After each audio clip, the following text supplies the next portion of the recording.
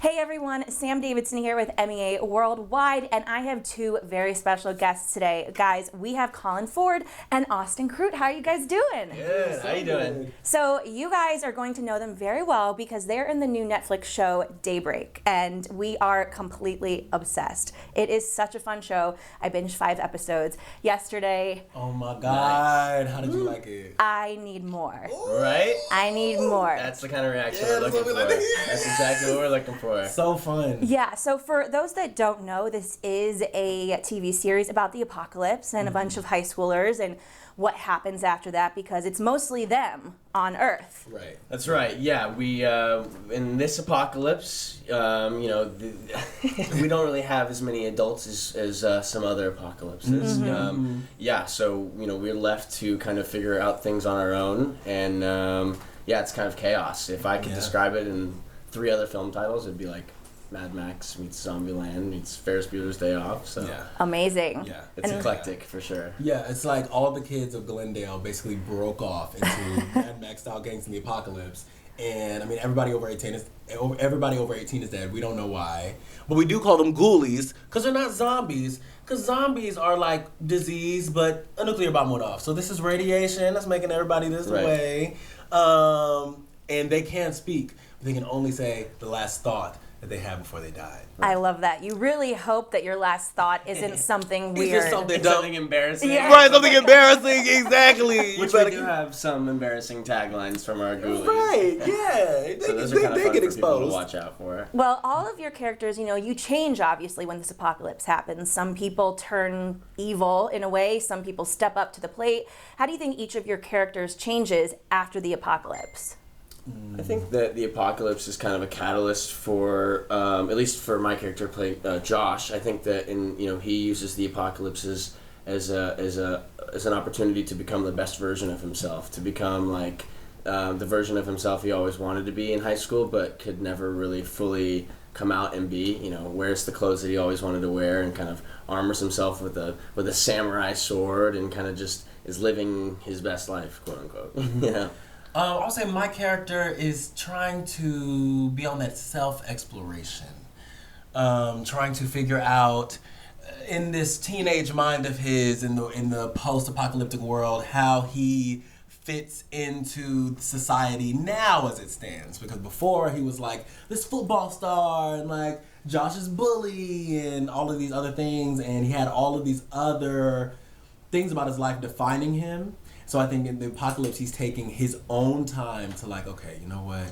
What do I want for me? What is the best emotional checks that I can put on myself? He's trying to get smart and wise all of a sudden. So that's like Wesley's journey. I love that. Yeah. And so also there are so many references in the series, Easter eggs, pop culture, call-outs. What would you guys say are like some of your favorite? Or did you learn about like an old show or movie that you didn't know about? You're like, what does that mean? Yes. Okay, so I'm going to expose myself. I didn't really know about Ferris Bueller as much, the movie, as much as I did starting this project. There are so many Easter eggs and call-outs and tributes from like, even from your Ferrari, like driving off. Ferrari to the, like there's a scene where Olivia and I are in the principal's office, and I'm leaning over and I'm speaking to her, and it's the same way that I think it's Charlie Sheen's character leans over to somebody in the principal's office and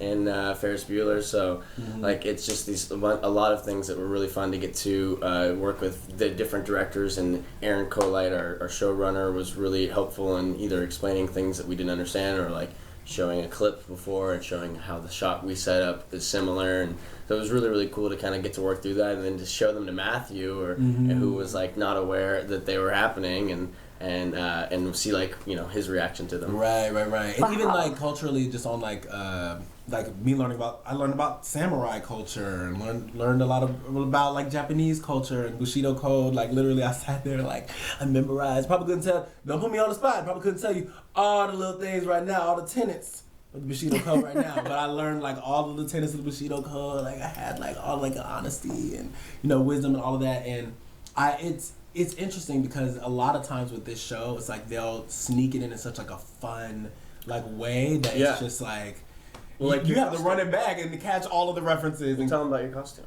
Oh yeah, the costume. Okay, so it's like custom made. There's like a sewing seamstress whole place. The full factory. The whole full factory, Michael Brown's factory, basically doing all the costumes, and they did a version of my shirt where it's like all like, this is like the shirt that y'all gonna see. It's a pink shirt, black patches, in this Japanese Daybreak in every square. Oh, that's so cool. It's like one of the little things. It's like meta. It's like, ooh, what? Yeah. Daybreak within Daybreak. Oh, Daybreak within Daybreak, yeah. I bet you wish you could have kept that shirt. I know, that's what I'm saying. I'm like, oh, You probably get one. You can probably get one. Right, I can probably get one. You know the right people. Right, you know the right people. Right. Well, speaking of kind of like the samurai stuff we see going on, I'm sure you guys had stunt people working with you, but did you get to do any of your own moves, or did you train at all in that way? So we both had some different training. Like I had a little bit of sword training, but not as much as Austin. Right. But Josh is a skater in the apocalypse, and I grew up like skating the streets of Encino and Sherman Oaks in LA, and like I thought that if acting didn't work out, that at 14, like pro skating looked like a promising career. Obviously wasn't as good as Josh is, so Tom Ryan, my double, helps me out making my moves look super cool, but skating is something that's been a part of my life and super happy to like bring on camera as well. That's awesome. Yeah. My double, Brandon Shaw, and Antoine, so I'm gonna call out Antoine Lamar, what's up, they both double me, like they switch off, but Brandon's like my main double, and he was teaching me all types of stuff with that sword. He had sword training and skateboarding training, so his character is like less. Josh is not as good with a sword as Wesley. So we'll see in as seasons progress, his skills get more refined. Right. And I think that he was. I saw you skating around like all over the place, and meanwhile I'll be on the side doing like sword stuff. So it's like we each kind of like, we had allotted training times, but then it's like we would, just like between scenes and between setups, like, just like even football training. I'm not a football player. Listen, y'all, I'm not no football player. That was the hardest training for you? That was like, it was one of the most, I would say, daunting trainings for me, because I was like, I went to UNM, I went to their linebacking coach, and he actually like, he taught me like all the, the stance and all that stuff. And so I really like learned, all of these athletes in school that I was roasting with in high school, actually learned what they were going through and what they did. And so that I would say that felt more unnatural to me than the swords, even though I had never even touched swords before. Well, the story kind of starts off in a way a love story, you trying to find your girl, but I wouldn't really call this show much of a love story. But how would you say like this central romantic relationship is different from what we normally see in TV these days? Oh, I think it's different because we're kind of on this hero's quest with Josh. He's searching for Sam, but there's a lot that we don't know about the relationship that gets uncovered throughout the season. I don't want to spoil anything, but there's a lot of depth behind their relationship and what caused them to kind of be at the point that they were at before the apocalypse happened, and there's a lot of discovery that's going to go on with that. And I don't want to give anything away, but at the same time, I think that there is a good amount of love, and I think there's some cool things for the audience to figure out as they get through the season. Oh, I can't wait for those last 5 episodes. No, those last 5. Listen, yo. She over here she said that you saw the first 5? Yeah. Listen, y'all, that's all you need. I'm telling you, it's so fun and crazy. I recently, I just seen it myself. Like, we don't even really see a lot. So. Well, for you, Austin, you have played so many pivotal roles within the LGBTQ community, especially within the past year, that are very important. I mean, there's so many articles that have been written about the work that you've done. And what can you tell us about your character in this show and how it kind of falls into line with the things you've done before? So I would say Wesley Fists is an amalgamation of all the characters I have done before with a little sprinkle of Austin's religious upbringing in there, I think, a little bit. Because I channeled my upbringing self. I'm a pastor's kid. I grew up in the church. So a lot of that wisdom and like self-reflection and existential ponderance, all of that comes with Wesley, I was able to just channel it into there. As it pertains to the LGBTQ part of it, I think that there are so many characters that play on the like tropes of like what a gay or queer character is supposed to be. And I think Wesley just kind of like expletive S words on all of that.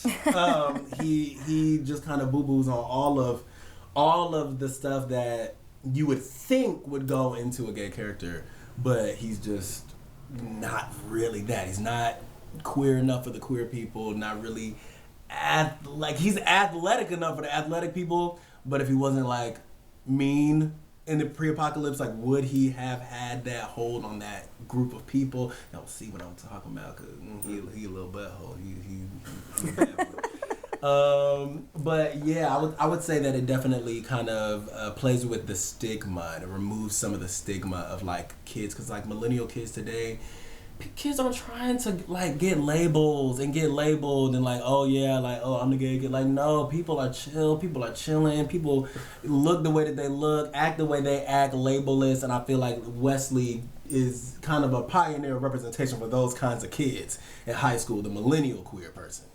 And that's a little different. Awesome. Well, thank you guys so much for coming in. This was so much fun, and you guys are going to have an amazing time watching the show, right? Yes. Make sure to like tweet them. I'm sure you guys, Instagram. Oh Colin my God. Ford, Crute. Austin Crute. Spells like it's yep. Yes, smells like it sounds. Smells like it sounds. October 24th. Yes. Yep, on Netflix. Netflix. It's going to be there October 24th. I'll be staying in all night, finishing the season. Yeah. So thanks for tuning in, everyone. We'll see you next time. Bye.